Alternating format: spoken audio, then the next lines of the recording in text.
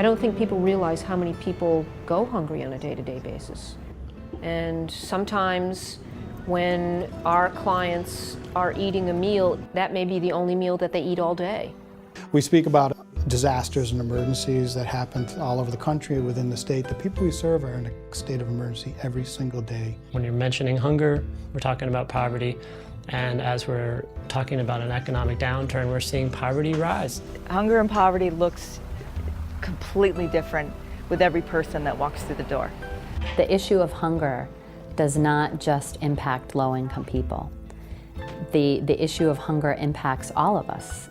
We shouldn't have to have the food bank, but we do.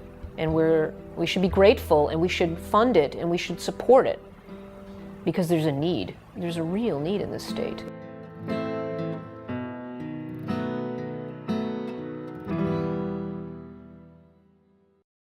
We've heard from so many food shelves and meal sites around the state that they are seeing people walk through their doors for the first time ever this year. It's 40% working people. It's more than 20,000 children under the age of 18.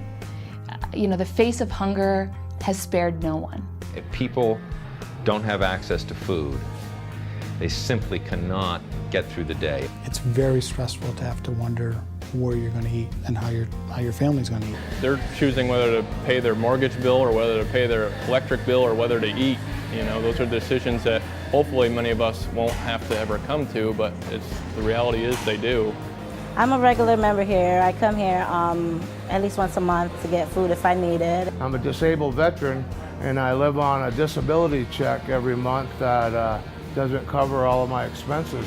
Thankfully, for that case, the food shelf is here to help me out. What the food bank does with food shelves like us is so much more than pass out food, because you're addressing the systemic problems of poverty. And you have that sense of security that you know you're going to be able to eat dinner tonight and tomorrow night and a few more nights along after that. In the work they do with the local partners, they're able to bring, as far as actual food resources, far beyond what the partners would be able to access on their own. I can call them with needing a freezer, to needing more meat, to needing help finding a new location. The food shelves cannot do this by themselves. It is a huge job. There are 270 sources of food throughout the state of Vermont, and those of us who don't access this don't really know about it. It's not entirely visible.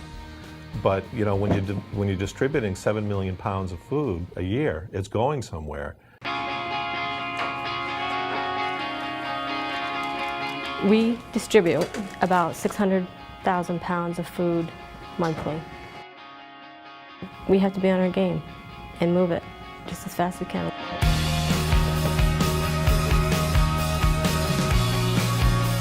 Can you imagine having to feed 500 people in a little bitty town out in the middle of Nowheresville without some sort of support? Food support, money, program support, certification training. They don't only provide food and programs, they provide a network. We offer technical support and grant opportunities and opportunities to connect with the Anti-Hunger Network in Vermont. Every time we make strides forward, it gets harder. We're constantly looking at new solutions to the problem. How can we more effectively and in a better way approach this issue? We're utilizing food that would otherwise go to waste, which is number one in food banking. We've had to look for new sources of food.